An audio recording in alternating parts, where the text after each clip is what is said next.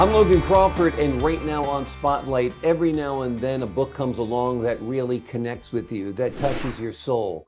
That's the case with the book that we're going to discuss right now. It is called Wurruwarrin, Where the Wind Blows. It's a magnificent book that just might help you heal your soul. It is written by Sandy Ross, and we are delighted to have her as a guest right now on Spotlight. Sandy, thank you so much for joining us.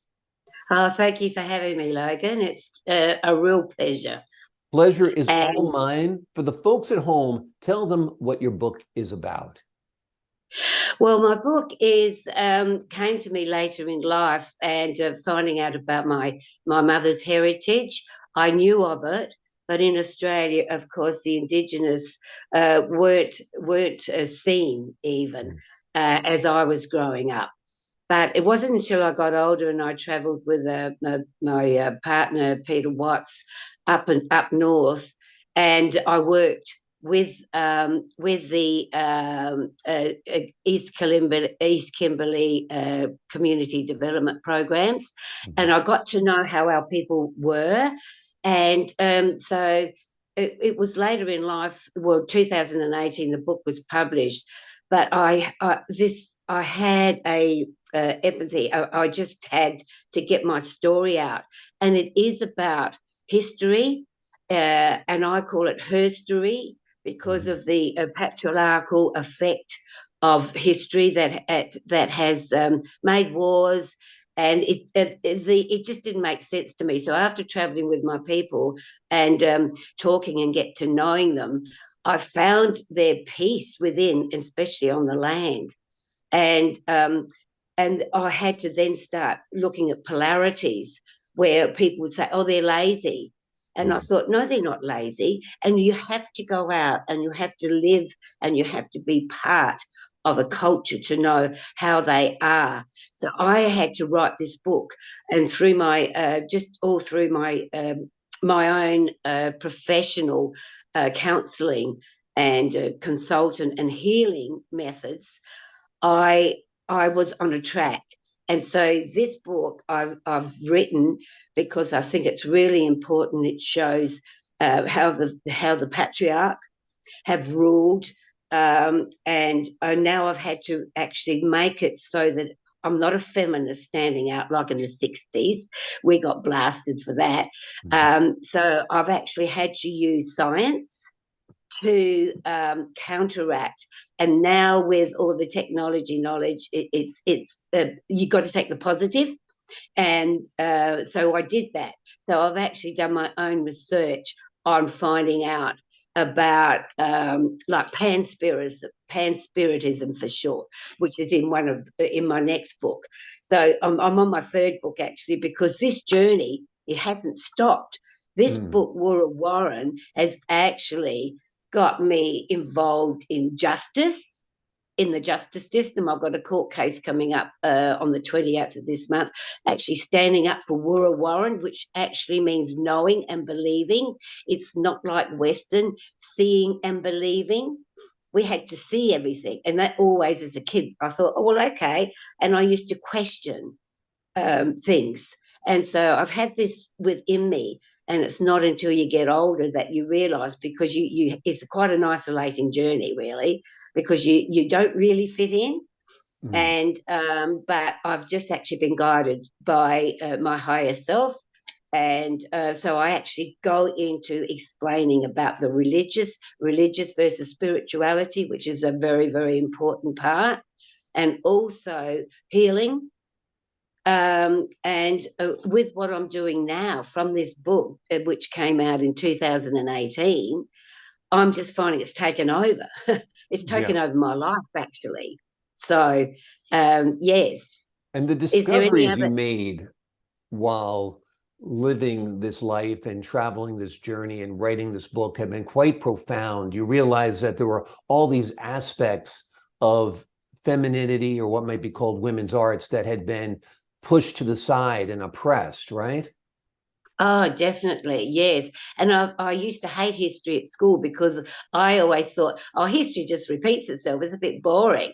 That was my thinking, and it wasn't until and so now I did write and I have written. History doesn't repeat itself. Man repeats history, and so now I'm at humanity can change history. So I go into really deep things, and they, because I meditate a lot and talk to my ancestors, and have got a real connection, a spiritual connection, and that's why it was hard to get noticed even within my own mob, which I haven't lived in a community. So it is very, very spiritual with my great granddad. My great granddad came through. He passed in 1926. My mother was born in 1927. And that's how spirit works. So Wurruwarrin means women's business, but it means Miwi soul. And that's what's interested me because I found, I was christened a Catholic and I didn't get all my answers there. And so I used to think, well, okay. And again, just answering, just uh, uh, talking to myself and then answering and finding a connection with, well, I actually explain about creator God Biami, who was with the Wanjanas, the people up north or the spirits up north when I was traveling. So I connected up north of my spirit with down south of Australia. And it was very, very interesting. So when you deal with these spirits, that's why it's so important. There can be good and bad spirits. PP was our bad spirit. So they connect to negativity. That's what I write about. The negative human developments that is in a chapter with explaining the human development, Erickson's human development, the 8 stages. And then I did research with me, Minnie, on the research of human development for Aboriginals. And there's only 5 stages. So I found that really interesting. And it was like I went back in time and lived how our people lived. And that's why with the Royal Commission in South Australia in 1995, and that's when my mum passed. Mhm. So everything is a sign and everything's a death and a rebirth. So from that, I was working in Sydney at the time, but when I came back, I was really astounded with the Royal Commission from Hindmarsh Island, which there was a big debacle with the mission, Ralkan mission, and the Western Way. And because it's been about 230 years, over the generations, with our cultures actually gone, we've got bits of it, but assimilation has caused so much, a lot of trauma. Some people have accepted it. So when the traditional people lost that case, and it's actually written, and I've put that in my book, that the Seven Sisters dreaming story was not valid. It didn't exist. And I thought, how can they say that? That's a worldwide Indigenous dreaming. And I Mhm. thought, I've got to do something about this. And my ancestors, my great great grandmother, who within the story was a very wise woman, but she would have been called a nuppin, which means laying down sex. It was really demeaning. And I connected with my great great grandmother, and I said, "No, I'm very proud of you." When the kings, the monarchs sent their cousins out with mental health issues, Mary and William Lyon, they took the bows out to make South Australia the province. This was what this was about. So this is what my court case is about. I'm Mhm. actually challenging the whole patriarchal system, how they've actually used the King William IV, who was part Irish.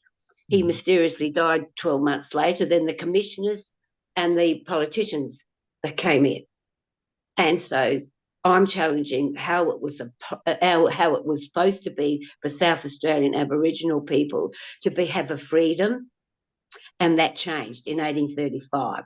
This is all in my book, so I've Mhm. actually had to go back and deal with um, uh, deception, manipulation, and so my journey has put me on a holistic path And so now I'm really involved in justice, the healing, her story versus history. And I've dealt very, very in with it. It's actually made me plan. I was never a planner. I was never detailed, and now I know why. Because I'm actually, my energy, electromagnetic energy, is with my forebears, my heritage. And always acted like that. And it's only till someone told me, well, Sandy, you're real Nunga. You feel, even though I'm white, and that's where I've been through discrimination also. So I know I'll have it from both sides, because I come as a two-way culture a consultant, facilitator, yes. So there are issues. So I've actually been through them, and through my spiritual Miwi soul now, which I am actually putting it out, teaching and training. After my interview, I'll see how it goes. I have people standing by my side. I have to represent myself. I tried the lawyers, but the lawyers are under a PMA. I have my own PMA, which is my own private membership association. So I can challenge the South Australian Police. I can challenge the health system. I can challenge the lawyers. So I'm virtually on my own with promoting Wurruwarrin philosophy. Wonderful. You've been doing great work. I think this is a very brave journey you're taking. The book is sensational. I think a lot of people have felt repressed over the years, have felt held down over the years, and this book for them will certainly be a spiritual awakening. It is called Wurruwarrin, Where the Wind Blows. It is written by Sandy Ross. You can find out more about Sandy and her work on her website, sandyrossbooks.com. Sandy, thank you so much for joining us here today on Spotlight. Yeah, thank you, Logan, and have a good day. Bye. My pleasure. And to the folks at home, I'm Logan Crawford, thanking you for your time this time. Until next time on Spotlight.